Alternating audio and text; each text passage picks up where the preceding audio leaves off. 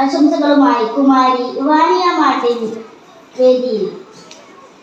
ബഹുമാനപ്പെട്ട head mister, sister ജിസ്ലറ്റ്, സ്നേഹമുള്ള അധ്യാപകരെ, എന്റെ പ്രിയ കൂട്ടുകാരെ, എല്ലാവർക്കും എന്റെ ഹൃദയം നിറഞ്ഞ ഓണാശംസകൾ.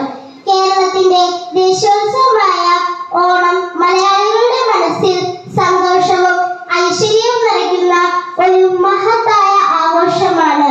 മഹാബലിയുടെ ഓർമ്മകളുമായി ബന്ധപ്പെട്ടതാണ് ഓണം. മഹാബലി രാജാവിന്റെ ഭരണകാലത്ത് എല്ലാവരും സന്തോഷത്തോടെയും ഐശ്വര്യത്തോടെയും ജീവിച്ചിരുന്നെന്നാണ് ഐതിഹ്യം. തന്റെ പ്രജകളെ ഏറെ സ്നേഹിച്ചിരുന്ന മഹാബലി വർഷത്തിലൊരിക്കൽ തന്റെ പ്രജകളെ കാണാൻ വരുമെന്ന വിശ്വാസത്തിലാണ് നാം ഓരോരുത്തരും ഓണം ആഘോഷിക്കുന്നത്. ഓണത്തിന് പല പ്രത്യേകതകളുമുണ്ട്.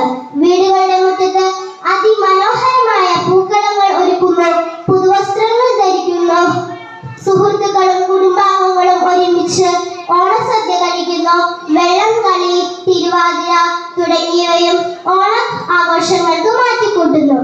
എന്നാൽ ഓണം ആഘോഷങ്ങളും വിഭവസമൃദ്ധമായ സദ്യയും മാത്രമല്ല, സ്നേഹവും സമത്വവും സാഹോദര്യവും പങ്കുവെക്കലുമാണ് ഓണത്തിന്റെ യഥാർത്ഥ സന്ദേശം.